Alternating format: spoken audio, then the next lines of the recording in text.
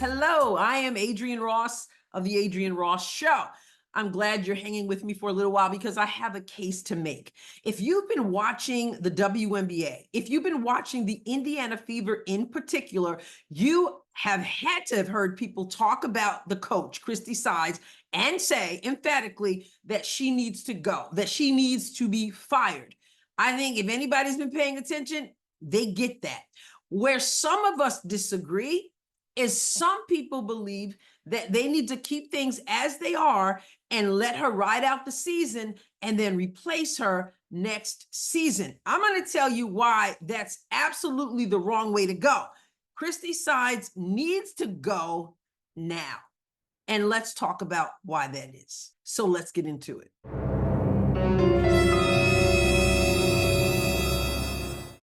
I get the point of not wanting to make too much of a change right now. It seems to make sense at this point in the season to just let it go. I'm saying no. Why? Because I'm thinking big picture. And the big picture is this: the WNBA is not going to make any major changes by the time next season rolls around. So we're still looking at a situation where they only have about 2 weeks of preseason, and they're playing preseason games during that time, and then they're jumping right in. That's just the nature of the WNBA because it's surrounded by other sports. You've got the NCAA tournament, for example, and so players can't even get in until the tournament is over. You've got people who are playing overseas. You got all this stuff going on. And so it seems that the WNBA is stuck where it is right now, which really isn't the best formula for ultimate success, but it is what it is. So we have to roll with it. So if we wait until the season ends or till the beginning of next season, now we're bringing in a coach starting from scratch with about 2 weeks of preseason, trying to figure out the pieces of this team, trying to get people on the same page, trying to get players to go from one system they're accustomed to another system they're accustomed to under the new coach. But for the coach trying to figure out how they gel, who plays well together on the floor, etc. So now you're in the same situation that the Fever found themselves in at the beginning of this season, trying to figure it out in just a few weeks. No, what you need to do is bring someone in now. Look, anybody paying attention, like I said, knows Christie Sides is not the right fit for this team. So why play games? So get someone in now.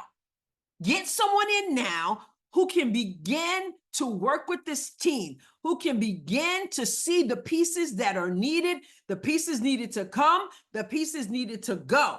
Get the players familiar with this coach. That's the best way to do it when you're looking big picture. Listen, that's why even on the high school level, even though you can only have a certain amount of practices before you play, a certain amount of official practices, coaches, even on the high school varsity level, they have what they call open gym, right? So everybody can come and they can play. It's not an official practice, but we all know most of the people who come are people who want to make the team or people who are already on the team.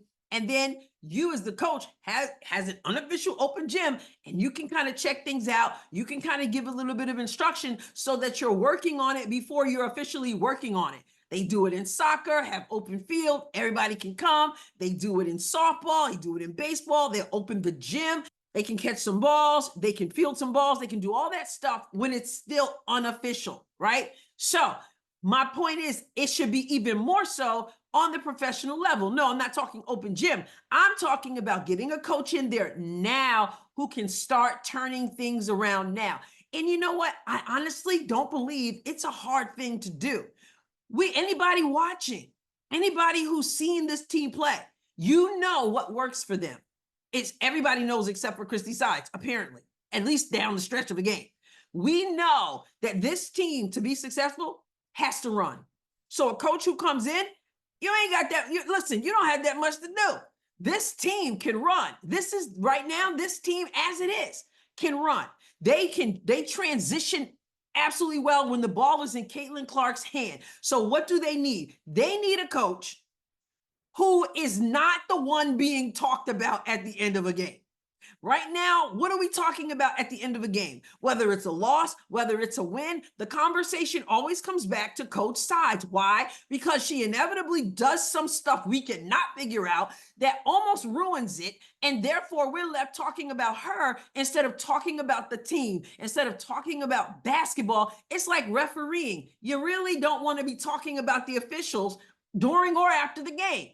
You want the game to speak for itself. But when you're talking about officials and when you're talking about bad coaching, it's not good, right? So in the case of the Indiana Fever, let them run. So in order to do that, you need a coach who appreciates that, who knows who should have the ball, and also who preaches defense. Coach Sides says it, but she hasn't created the culture for it. So what you need is a coach who comes in, who works on rebounding, and works on outletting the ball and getting out on the break. It really is that simple because this team can run.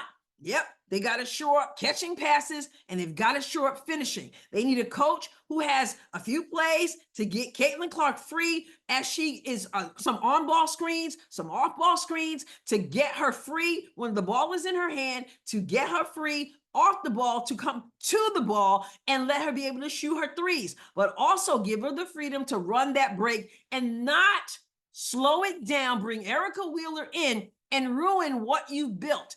It's that simple with this team. They run. If they can defend, if they can get stops, if they can rebound and get out on the break, they can do amazing things like we saw for 3/4 of the game against the Phoenix Mercury. So what you need is a coach who doesn't jack it up at the end of the game, who doesn't seem to understand rotations, who doesn't seem to understand that you don't owe it to Erica Wheeler to put her on the floor. She's not helping the team. We need a coach who's not trying to spare feelings and a coach who will get out of the way and let this team do what will be most successful for this team. And you don't need to wait to the beginning of next season, to the end of this season, however you look at it, to make that happen. In fact, if you do that, you're probably going to end up in the same situation you're in. This team has an opportunity to make the playoffs. And so again, some people will say, listen, they're fighting for that 7th spot or that 8th spot. Stick with it as it is. I say no. Again, you can bring another coach in who can continue to work with what works with this team. Get them in now and vie for the playoff position with a coach who knows what he or she is doing and knows how to let these players do what they do best. It's about defense. It's about rebounding. It's about utilizing the talent you have, the speed you have. This is the youngest team in this league. And you know what? The Mercury, other than like Kalia Copper, I mean, they're gasping for air, right? Because this team can run if you play to their strengths. Why put them through another half season of Coach Sides? I'm never really one to call for someone to be fired. Maybe there's another fit for her, but this isn't it.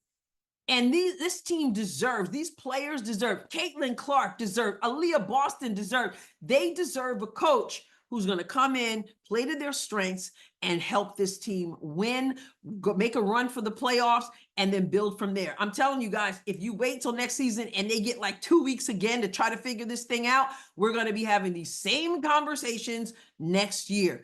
Do it and do it now. Simple. Let me know what you think. Also, make sure you subscribe if you haven't done so already. We are growing tremendously, and I appreciate that because I can't do it without you. I also appreciate the donations. My Cash App, my Venmo are there. Please, small or great, make a donation. That would be much appreciated. Leave a respectful comment, please, and we can engage with one another. Remember, Sunday, it's the Indiana Fever versus the Minnesota Lynx. That's going to be quite a battle. Look forward to it. All right. God bless you abundantly.